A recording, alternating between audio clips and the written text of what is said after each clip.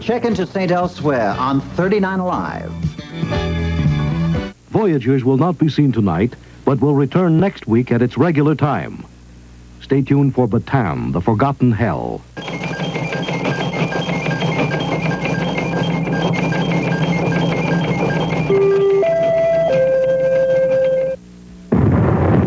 It was hell. If there ever was hell, it was here.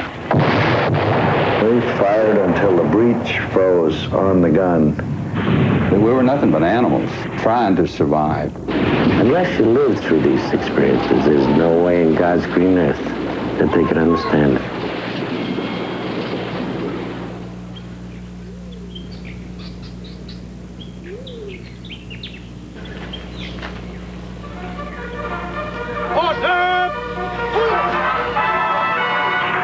Hello again. This is Jack Benny coming to you.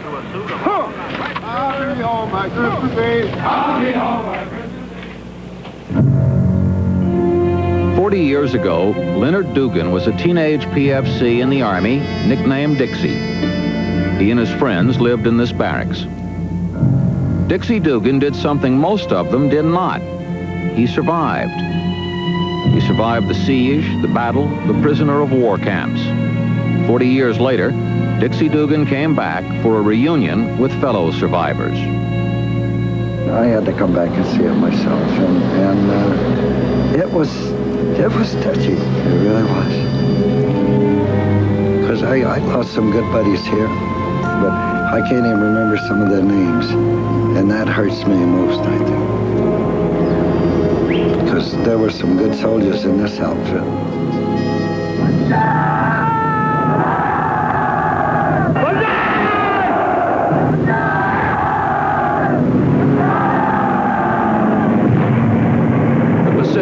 December 1941. Japan went to war. They needed oil and power. They called it Asia for the Asians.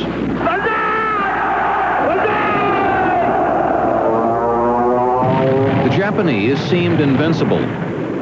The white colonial masters were beaten into submission. Japanese forces consumed the enemy. Except here, the Bataan Peninsula and Corregidor Island in the Philippines. American and Filipino troops, all of them poorly equipped, most of them poorly trained, were supposed to crumble in 30 days. They held for 5 months. They fought when they were hungry, thirsty, exhausted. And held. They believed help was coming.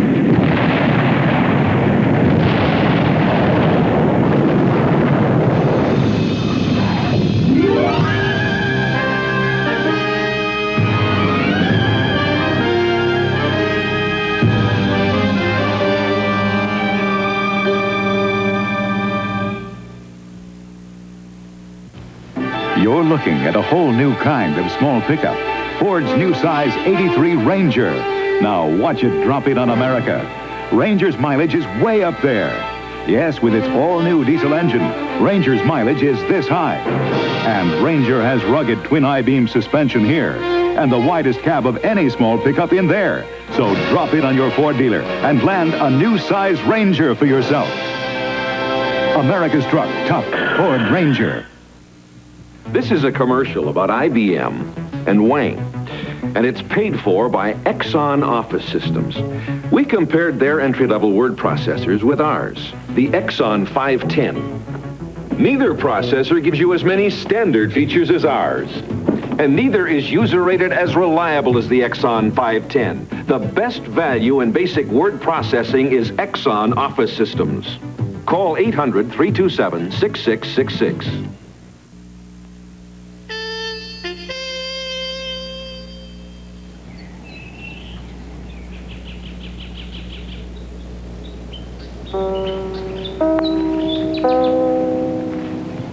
American and Filipino troops fighting in the jungles along a 200-mile defense arc are reported making a grim last-ditch stand. All available forces have now been united. The 80,000 troops on that defensive arc had been driven back to the Bataan Peninsula as the Japanese took control of the main Philippine island of Luzon.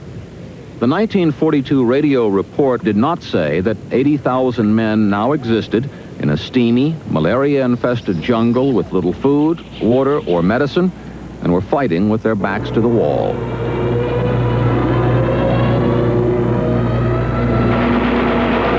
Using World War I weapons, they fought the most modern war machine in the Pacific, with predictable results.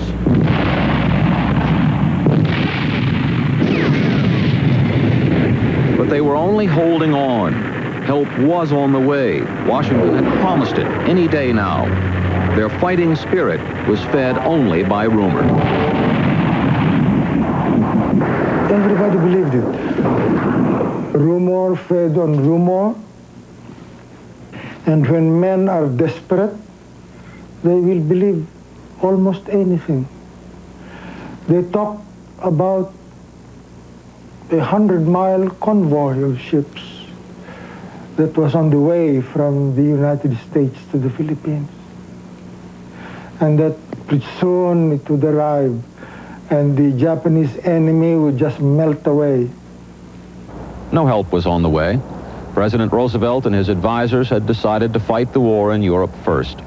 But the troops here believed.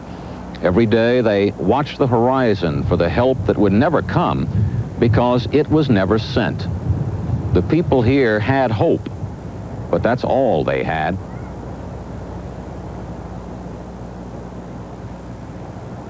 Over and over again, while in that foxhole, that young man would realize that grenades that they gave him, only 2 grenades out of 25 went off. This was 1918 ammunition. The Japanese mortars went every single time. They worked. The boys would slowly get the idea, and it was true, that they were the abandoned Americans. The abandoned Americans. The troops were on their own. There weren't going to be any reinforcements. There weren't going to be any supplies. Rations were cut to half, then to a third. The men ate what they could find. First the cavalry's horses, then the quartermaster's mules, then water buffalo, monkey, snake, lizard, whatever they could find, but it wasn't enough. Oh, yeah, see, we ate up the cavalry. We'd laugh and joke about it. Now we've eaten the cavalry. What are we going to do next? Next, they got sick. Exhausted, hungry men in 100-degree temperatures without medical help. More men died of disease than were killed in battle. Many more. The Americans and Filipinos held on. February 8, 1942, 2 months after he landed, General Masahari Homa called off the attack. He had lost 7,000 men. The Japanese pulled back to wait for reinforcements, battle-hardened veterans from the victory at Singapore. The Americans just waited. March 11th, General MacArthur was ordered to Australia, and General Jonathan Wainwright took command of what was left. Headquarters was on Corregidor Island. In the worst of it, General Wainwright went from position to position talking to his men. When his aides insisted that he take cover from the constant enemy fire, he refused. He said he had nothing left to give his men. He had no food, no water, no ammunition, no equipment, no supplies. All he had left was morale. Just morale. General Homa could have starved the defenders into submission, but Tokyo's orders were to destroy them in combat, to demonstrate Asian superiority. His reinforced troops got ready.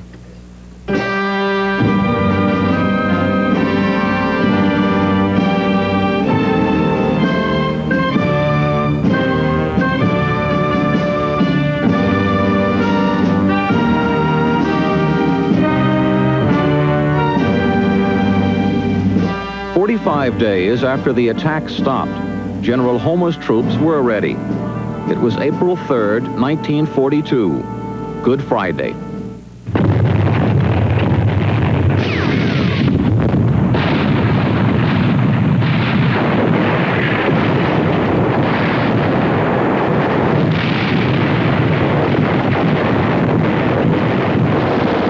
Japanese wanted the high ground at Mount Summit. They got it.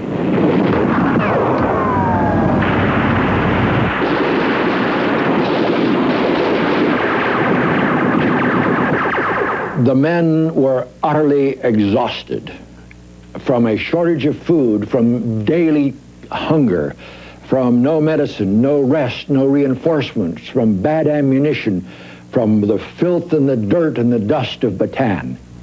It was a nightmare.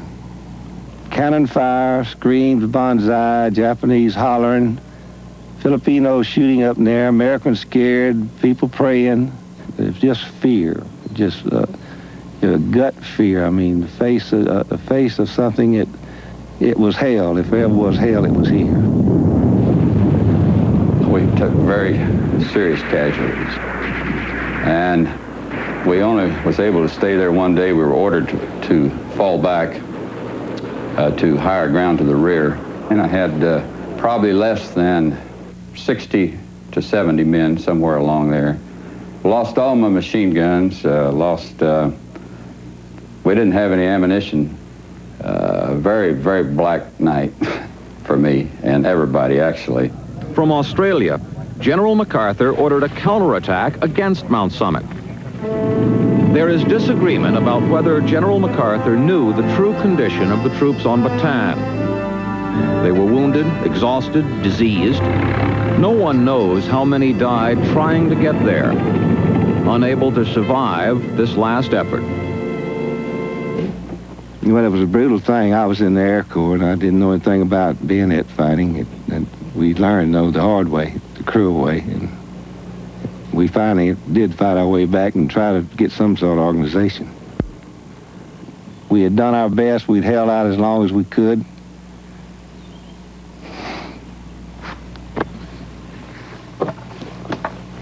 The men had nothing left to give. They ran, some fleeing toward the safety of Corregidor Island, 3 miles across Manila Bay. From Corregidor, General Wainwright radioed Washington. Bataan has fallen. It was April 9th, 1942. 76,000 American and Filipino troops surrendered to the Japanese in the largest single capitulation in American history. Some of the men made it to Corregidor. Hundreds of others died trying.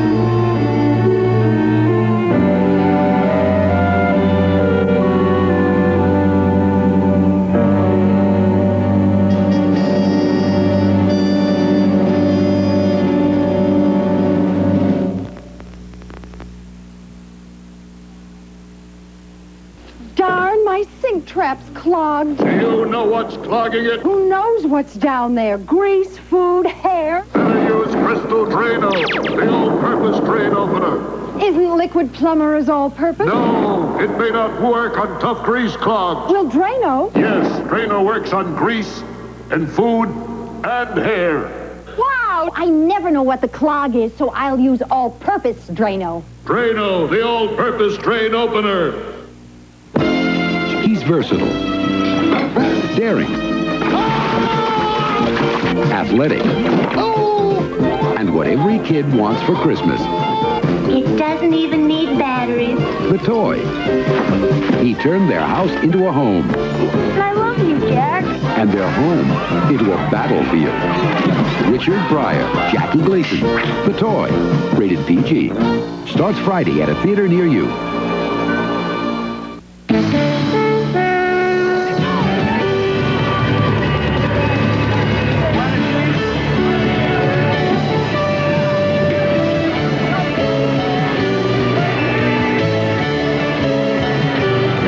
Time to ask, but did you look into those investments? I asked my broker. And? Well, my broker is E.F. Hutton. And E.F. Hutton says that... When E.F. Hutton talks, people listen. On the NBC Monday Night Movie, they were lovers until the Nazi blitzkrieg tore them apart. Now, 40 years later, he is a man searching for his past, driven by a remembrance of love to find the woman he lost. Kirk Douglas and Pam Dauber in a powerful world premiere movie, The triumph of love over time, over distance, over despair. You'll never forget the revelation of a remembrance of love. Monday starting at 9, 8 Central and Mountain.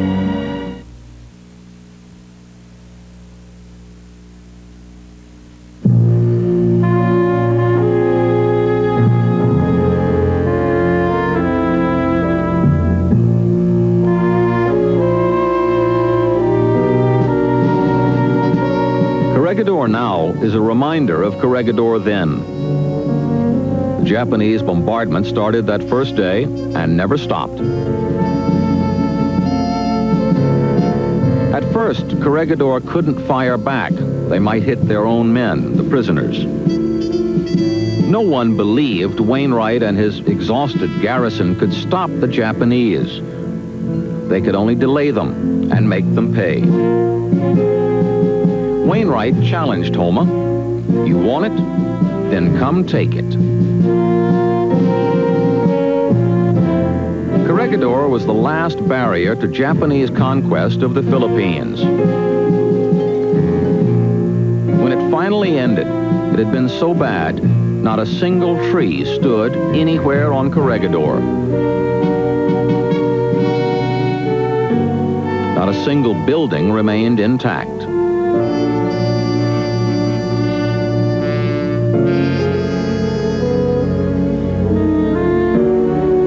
For a while, the troops on Corregidor remained free to fight if they could. Not on Bataan. On Bataan, they were prisoners of a brutal army. Well, we were all frightened. We didn't know what to expect. We had heard that the Japanese had been very cruel, and yet I had hope that they would abide by the rules of the Geneva Convention, just an outside hope. And you felt so lost and hopeless, and you knew you were defeated, and you were at their mercy.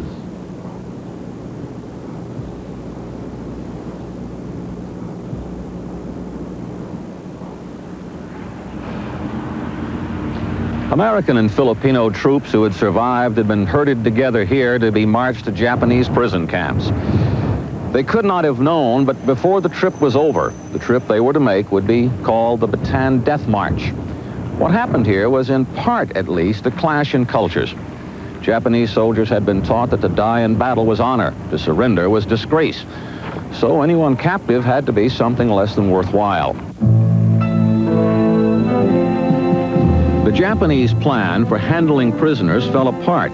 They had captured 3 times as many men as they thought they would, and those men weren't healthy. They were diseased and half-starved. Men too weak to defend themselves were made to march in the heat of the Philippine summer, most of the 90 miles to O'Donnell prison camp. There were no rations. There was no water. There was 4 of us that stayed together on the entire death march. When one would get weak and wouldn't be able to carry on, we would help him. We'd help carry him. If you begin to falter and step out, you were shot. And most times you were, I'll retract that, you were not shot. You were bayoneted. They didn't want to waste ammunition on you. This guy fell down, and he just couldn't give up anymore. This is when I saw this horrible thing this Japanese soldier did. I think he poured kerosene on his uniform and set this guy on fire. We looked at him, we couldn't stop, but he was just screaming. He was in pain, and there's nothing any one of us could do. And the dead were a constant stream of dead on both sides of the road. Our Americans and Filipinos just lining the ditch from one end of Bataan to the other. And then it was hot in April. And there was artesian wells all along the way. And, but they wouldn't let you go and have a drink. And a lot of the men that had dysentery, you become terribly dehydrated. So they become crazed and go for the water, and what the Japanese would do, if they were merciful, they would shoot them.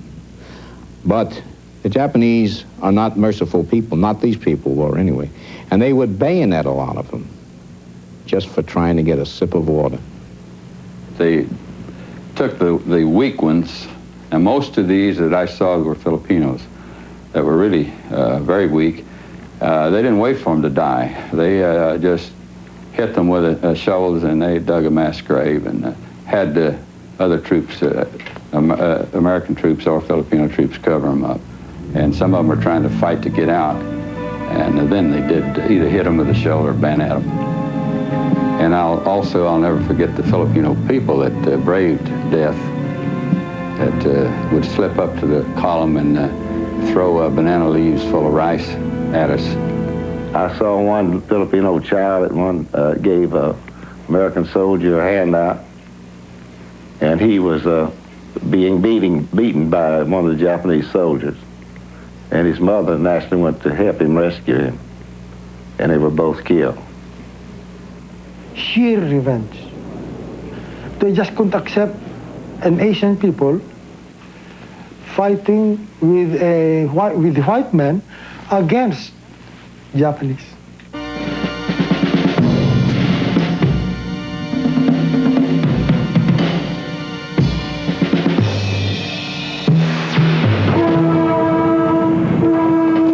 The death march began approximately at Mariveles on the bottom of the Bataan Peninsula and went to a town called San Fernando, Pampanga. And there they put us in freight cars. My God, people had dysentery. There was no place for them to go except on you. And you had very little air to breathe. And of course the steel side with the sun bearing in there made it feel like an oven, and we were packed so closely together that if anybody fainted or died, he just stayed in place. He couldn't even fall down, you know. I don't imagine over 80 of us came out of that boxcar. There must have been at least 20 died. About 10,000 American and Filipino troops died on the Bataan Death March. 10,000.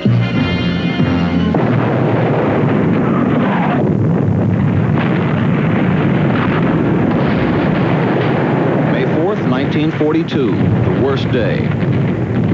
16,000 artillery shells hit Corregidor Island. That's one every 5 seconds for 24 hours. Survivors said it felt like one continuous earthquake. The last big gun, Battery Gary, was destroyed.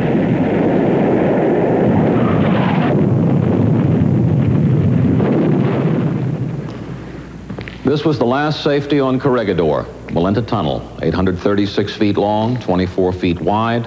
It has 26 side tunnels. At one time toward the end, there were 4,000 people packed in here, soldiers and civilians. Some of them men, their courage gone, terrified of going back outside in the unending war. They preferred to breathe dust, listen to the screams of the wounded, smell the stink of the dying, occasionally kill or wound themselves. Anything just so they wouldn't have to go back under the Japanese siege guns. The men outside hated them, called them tunnel rats. There were 1,000 others in here they did not hate. They were the wounded. They were in one of the side tunnels, the hospital tunnel. It was filled to capacity and beyond. You were more or less petrified because of the constant bombing and shelling and just doing your job because it had to be done. I believe we fired 144 rounds. To my recollection, we fired until the breech froze on the gun.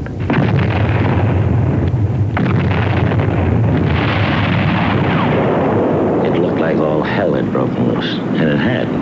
Every gun, every .45 caliber pistol was being fired. Well, I'll never forget that. It was like 4th of July celebration.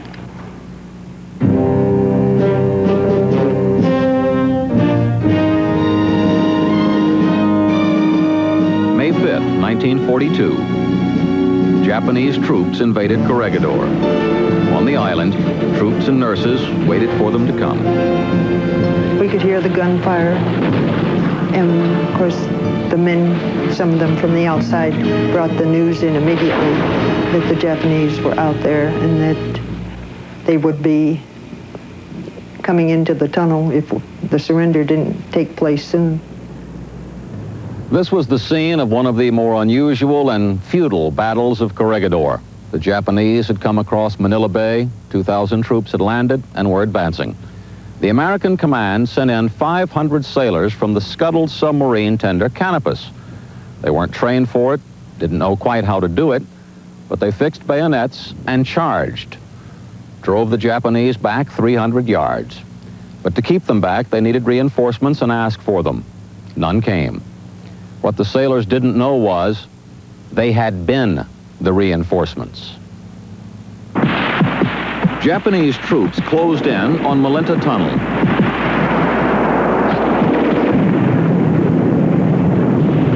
From Malinta Tunnel, General Wainwright radioed President Roosevelt.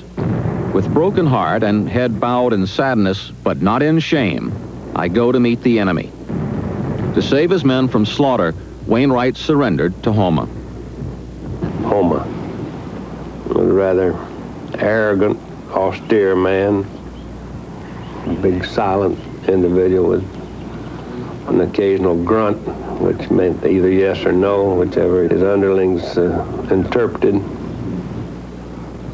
Captain Thomas Dooley, General Wainwright's wartime aide, was with him at the surrender. General Wainwright was very depressed. He had undergone this surrender, and he could just picture in his own mind that he was in disgrace, because he's the first American he could think of that had surrendered a force of that size and under those circumstances. I'll never forget the time I saw the first Japanese. Right after the surrender, I was working in the operating room, and I happened to look up, and I saw a Japanese standing in the entrance of the operating room. And that was the time I realized it was over.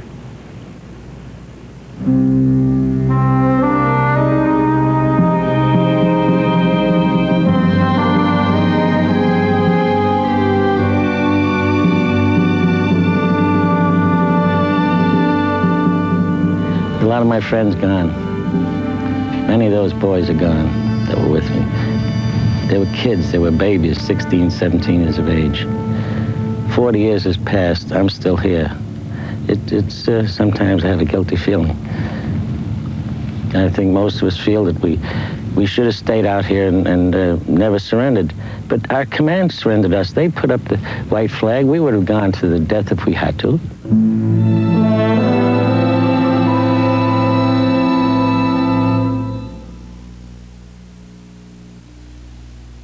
If you see one mouse, you've probably got a lot more. Mice always live in groups, and they breed like crazy. But you can get rid of your mice problem with Decon Mouseproof.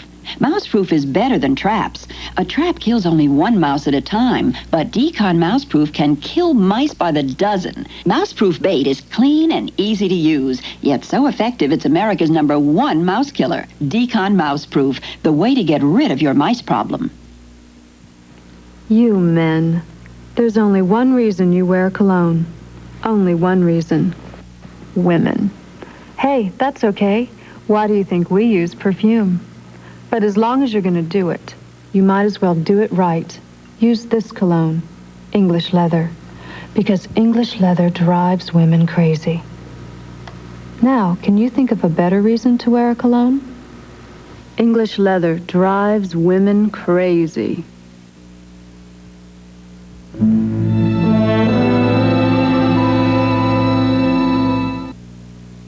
On Today, Kirk Douglas talks about his Monday night drama, Remembrance of Love. It's not always that I have a chance to play a real love story. Also, Bruce Dern, Monday on Today. Tomorrow, is Laura having a romance with the new minister? Can't be. Not Laura. And Isaiah leads his own crusade to stop them on Little House. The taste of chocolate. There's nothing in the world like it. Maybe that's why there are so many ways to enjoy it. But one of the best ways is when it comes fortified with 7 essential vitamins and minerals. And that's when it comes this way, Ovaltine. Add Ovaltine flavoring to milk and you turn an ordinary glass of milk into an extraordinary treat. So if you're looking for a chocolate taste that's delicious and nutritious, look no further. Watch 39's new 4:30 News weekdays.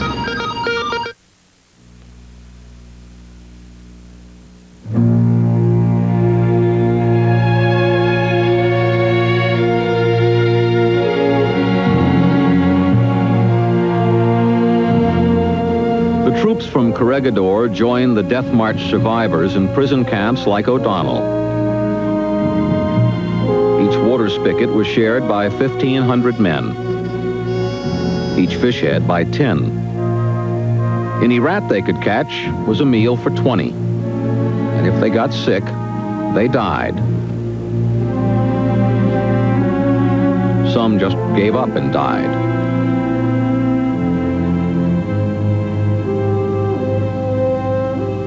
You will bow to every Japanese soldier, private or officer, you will bow and salute him. This was the way we were greeted.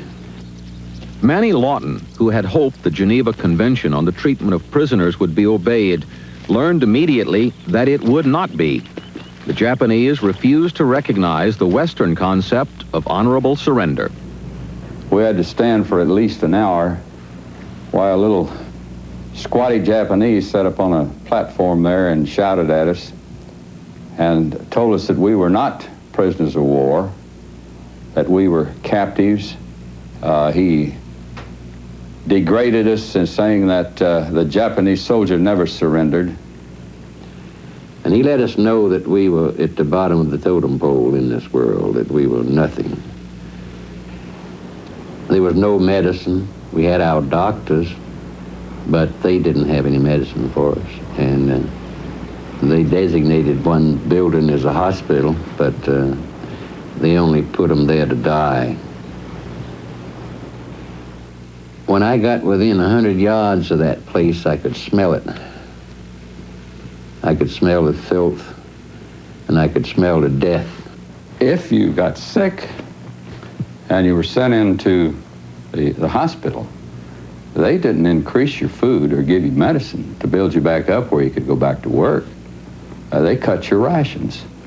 So you fought not to get into the hospital. And many times I've gone out on work details with a temperature of 106 or higher because I knew that if I went into the hospital, I would die. You know, dying to some of these people was just, you know, boy, getting out of this. It was a way of getting out. During the first few weeks at O'Donnell, 50 American prisoners died every day. So did 500 Filipinos. Survival is a hell of a thing in a man, and everybody wants to survive. And that's the point that I was always thinking about. If there was one son of a bitch that was going to come out of this thing, it was going to be me. You had to fight with every fiber, every minute, every hour, every day, to struggle to stay alive.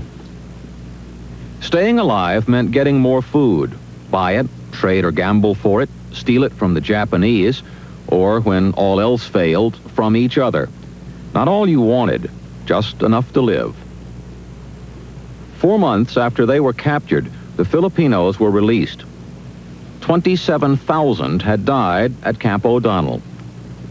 By the end of 1942, 5,000 Americans had died in Philippine prison camps.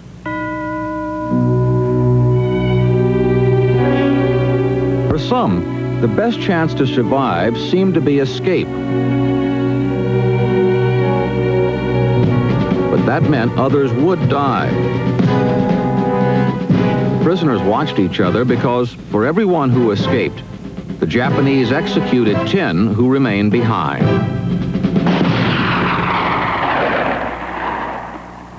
Joseph Baxter escaped, fought with the guerrillas, and was recaptured.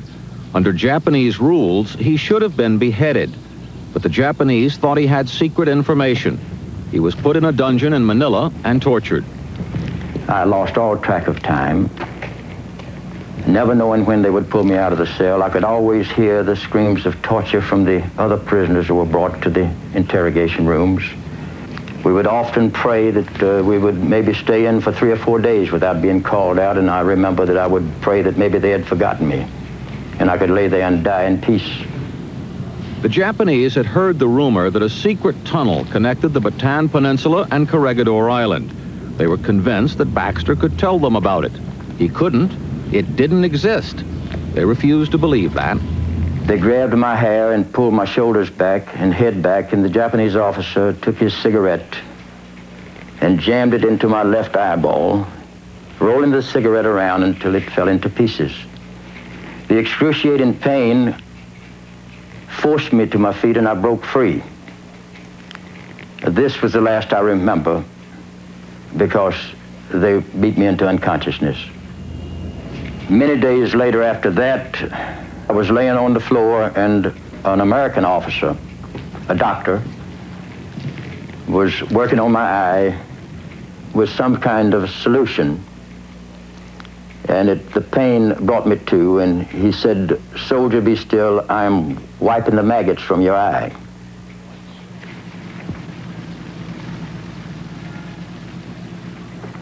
In 1944, General Wainwright was shipped to Manchuria. He had been beaten and humiliated, but what depressed him most was his belief that he would someday be court-martialed because he had surrendered. In the Philippines, his men worried about survival and wondered what was going on. Here I'd been a prisoner over 2 years, and at the time in the Philippines, it was like there was no tomorrow. It was almost the point of giving up. You know, we hadn't heard anything in 2 years. We didn't know anything other than rumors. August 1944. American bombers hit the Philippines for the first time. It was a fact, not a rumor. With naval guns and General MacArthur pounding at the door, the Japanese sent the prisoners to Japan, slaves for the Japanese war effort. Manny Lawton and Lloyd Mills waited on a sun-baked pier for hours. Then, with 1,600 others, they were packed in the holds of the Oryoku Maru. December 13th, 1944, the ship sails. It was stifling for lack of air, and it was hot. The fellows who drank up their water immediately started yelling for water. Water, we want water. And the interpreter, Mr. Water, said, "Shut up. If you don't shut up, I will close the hatches and we don't have no water. You'll get no water." I was trying to control my little canteen of water, and I was even afraid to take a sup out of it, afraid somebody would jump me. People began to go mad from thirst and from panic. They were killing each other for a want of water, trying to steal other canteens of water that men had. And some of them went so far as to drink urine. It was almost indescribable to discuss how a person can turn into an animal, forget that he's a human, actually. That we were nothing but animals, trying to survive, trying to get water to live. And they became vampires, trying to cut their companions and drink their blood. Now this happened, it happened to a friend of mine. I noticed that his arms were slashed, both arms, not deep cuts, but cuts. And I said, "Al, what's happened to you?" And he said, "Well, last night, one of those crazy fellas was trying to cut my arms to drink my blood, and said I fought him off for some time, maybe an hour, and then two fellas next to me realized what was going on, and one of them grabbed him and held him, and the other took his canteen and beat him to death." And he said, that's what saved me. The next morning they did open the hatches, and some of the people started up and they were shot by the Japanese. They were completely mad. They wanted to get out of the hole. The prison ships, and there were several of them, were not marked. So to an American submarine, they looked like Japanese freighters. About 5,000 American prisoners died in these attacks. And the next morning, our Navy found us again, our airplanes. They bombed this convoy. There were several ships in the convoy, and they got the other ships, and then they started on us. The first thing that I thought, my God, hit us. I wanted them to hit us. I wanted to end it right then. I said, I was saying to myself, hit us. Let's get this thing over with. A bomb made a direct hit, and it killed about 100 to 150 people. Still near the Philippines, the Japanese abandoned the Oryoku Maru. Prisoners were ordered to swim the 300 yards to shore. I know we spent Christmas Day on the shore at Lingayen Gulf, hungry, thirsty, discouraged. And, you know, it's just a desolate thing. And you knew that you were going to be sent to Japan. You knew there was no turning back now. We were issued one rice ball per man. That was our Christmas dinner. And the next morning, we were loaded up on what had been a horse boat or a cattle boat. And we got then to Formosa. And after several days, we heard a plane coming.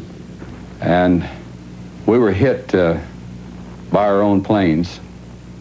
Shrapnel flying. Half of our number dead. Then it was worse really than the Oryoku Maru. You'd look around and there would be somebody standing there minus a head, or sitting there, I'm sorry, minus a head. Others screaming minus a leg or an arm.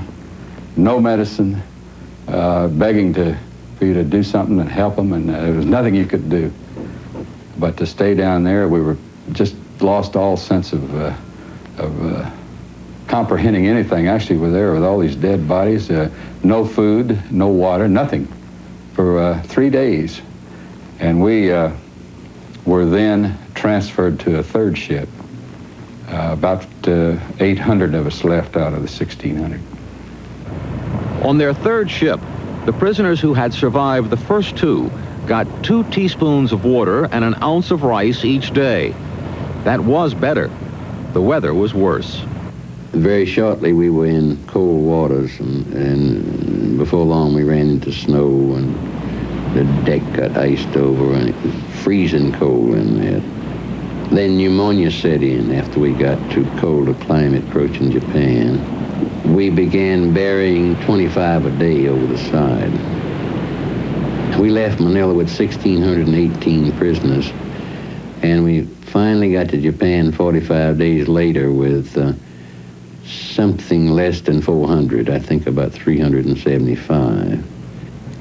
I was hardly able to move by that time, and for the first time in all the years, I began to lose my sense of optimistic outlook, and I felt, well, you're just not going to make it, Lord. This is going to be it. But by the time I got that feeling, we landed in Moji, and I couldn't walk off of the ship. We had some Australians there working on the dock, and one of them carried me off the ship. I'll never forget, they were very friendly and so husky. To me, it looked like a giant, because I only weighed 80 pounds, so he could just pick me up and like I was a baby. And they put me in it. I didn't know it at the time, but they put me in the death barracks.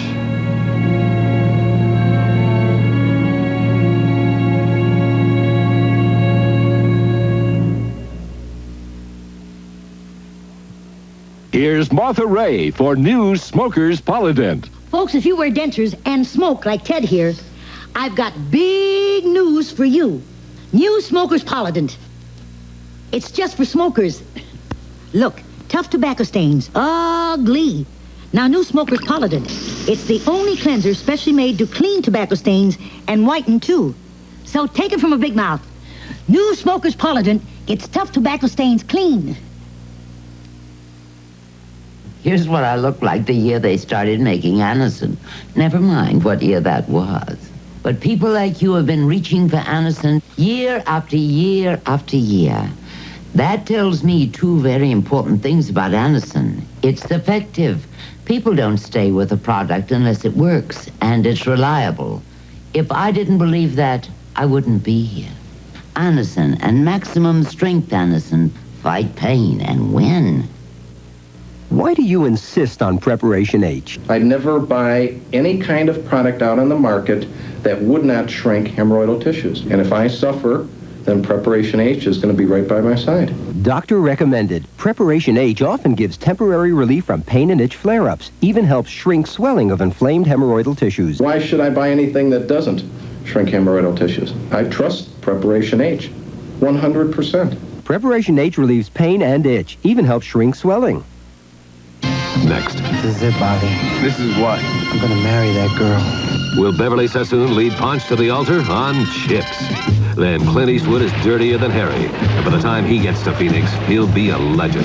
In The Gauntlet, the NBC Sunday night movie. Next on NBC. Just watch us now. Here come the muscle cars. Detroit hopes to attract buyers to life in the fast lane with the squeal and roar of high performance. The story tomorrow on NBC Nightly News.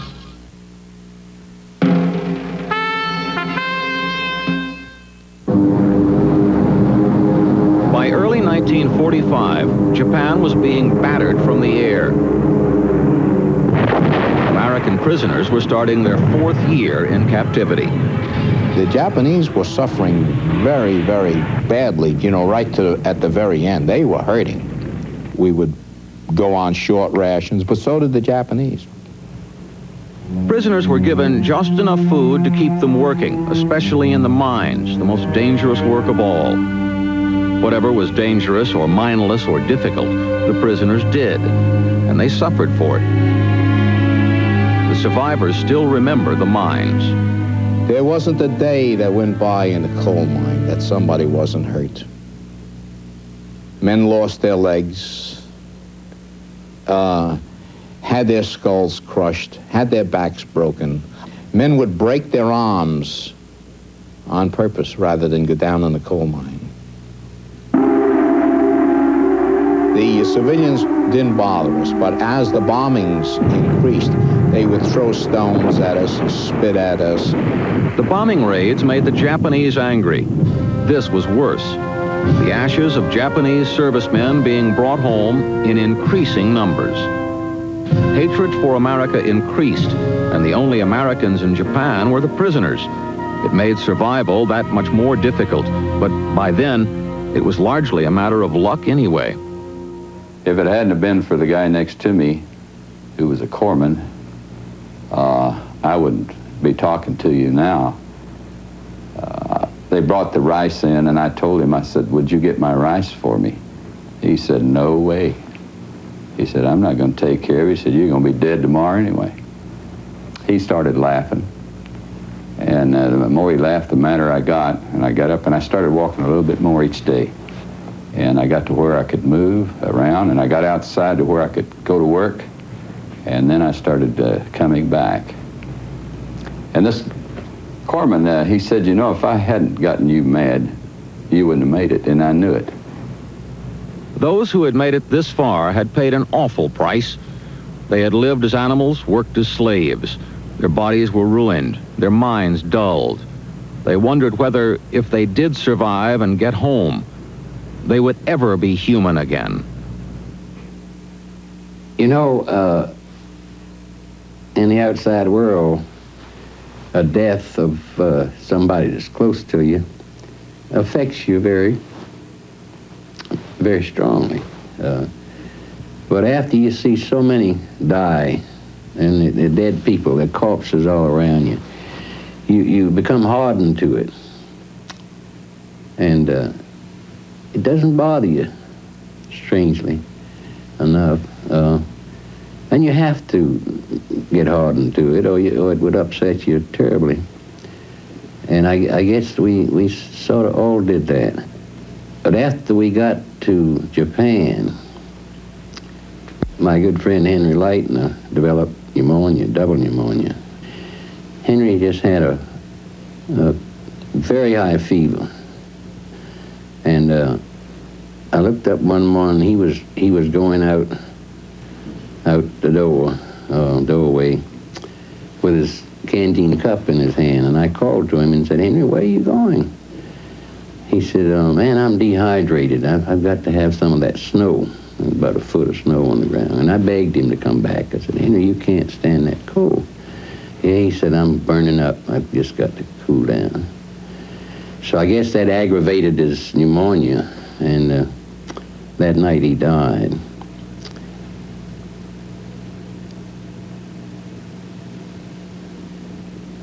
His death brought me back to reality. While it was a sadness, it did one thing for me.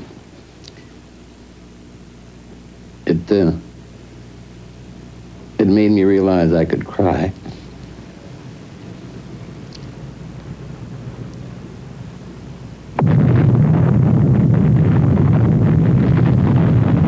When they said bomb, we thought they meant bombs. And it destroyed a whole city. 3 days later, Nagasaki got it. The emperor has ordered the forces to surrender. The war is over. The war's over. We were regaining our freedom. You can't describe it. Gradually, it got sorted out. Prisoners were sent home. The Japanese were disarmed. The pieces were picked up. The Japanese conquest ended. The surrender papers were signed. It would never be the same, but at least the other side had to do the bowing. And instead of the court-martial General Wainwright had feared all those years, there were cheers. And in Washington, with some of his fellow survivors looking on, General Wainwright got the Congressional Medal of Honor and his 4th star from President Truman. Wainwright and all the others got one thing more: $1 a day for each day as a prisoner. $1. I had a news reporter interview me on the boat coming back, and he asked me a specific question. Was it really as bad as they had heard? And my only answer to him was that if the truth were ever known and given out, the attitude of the American people is they wouldn't believe it. How would they possibly know what we went through? There's no way they could. How could I tell them about walking around for 3 years with nothing but a G-string on, and hoping that I could get one handful of rice to survive that one day?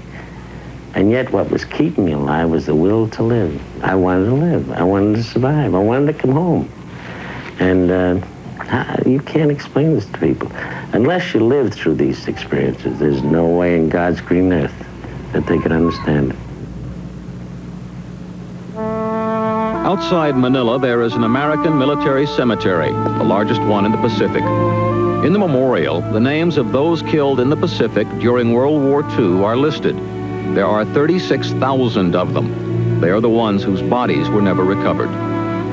World War II is long ago. 42% of Americans today weren't even born when Bataan and Corregidor fell. But if they came here, they might find their family name. Perhaps we ought to remember better than we do, but the world moves on. After the war, we needed the Japanese as allies against the Soviet Union. Japan was rebuilt. We buried our dead, passed out some medals, a little money, and moved on. In Europe during World War II, 1% of the American prisoners died. In the Pacific, 57% died. All of this is history, largely forgotten. All that remains is personal triumph. You ask about heroes. There's no definition for that. But I think one of the greatest words in the English language is survivor. And that's what we are, as survivors.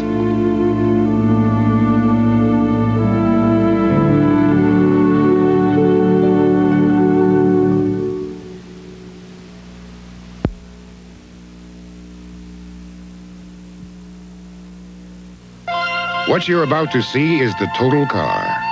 Introducing a new generation American sedan. Reshaped inch by aerodynamic inch. Refined. Totally redesigned from the ground up with new gas-filled shocks. Introducing new Ford LTD, the total car. Now appearing at your Ford dealer. Have you driven a Ford lately? Rather than compare personal computers ourselves, we asked the computers which one was better on the basis of price and memory. The Apple II preferred the Commodore 64. Then we asked the IBM, and it picked the Commodore 64. Then the Radio Shack chose the Commodore 64. That's what we like about our competition. They're so honest. The Commodore 64, what nobody else can give you at twice the price. Tomorrow, is Laura having a romance with the new minister? Can't be. There's Laura. And Isaiah leads his own crusade to stop them on Little House. Tuesday, something terrible is happening. Come on. And somebody's got to find the answer. There are a lot of infections running loose around the hospital. 3 people have died with symptoms of Legionnaires. Time is running out. Close down the ward. There's fear in the halls of St. Elsewhere, Tuesday at 10, 9 Central Mountain.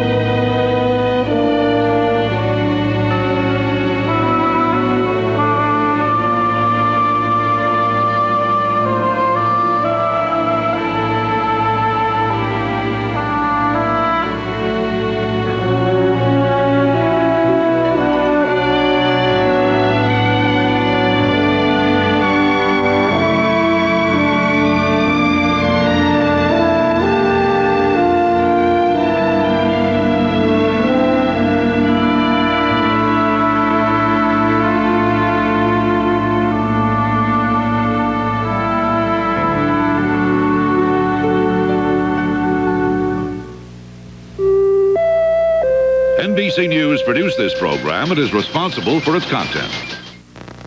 On the NBC Monday Night Movie, they were lovers until the Nazi blitzkrieg tore them apart. Now, 40 years later, fate is giving them a second chance. Kirk Douglas and Pam Dauber will both find love, but only one will keep it. In the world premiere movie, Remembrance of Love, Monday. Investment opportunities, and my broker recommends. Well, personally, I prefer Bank of America's new account. Tops and money market funds, my broker recommends. B of A's Cash Maximizer account. Higher interest than most funds, plus federal insurance no fund offers, and the convenience of California's leading bank. Bank of America's Cash Maximizer account tops the money market fund. Bank on the leader, Bank of America. At Kentucky Fried Chicken. Wow. We've got a nice new surprise. Wow! Fresh baked buttermilk biscuits made from scratch with real buttermilk and made fresh all through the day, just like we do our chicken. Baked up fresh. So they're just as delicious as our fried chicken is. Kentucky Fried Chicken and our new buttermilk biscuits. One more way. we do chicken right. I watch some of my favorite real people on News Center 39. We're NBC. Just watch us now. Christmas gift, and we'll wait till next April. When it comes to low prices, Jerome's wrote the book. We'll talk with the Chargers at 11 on 10 News.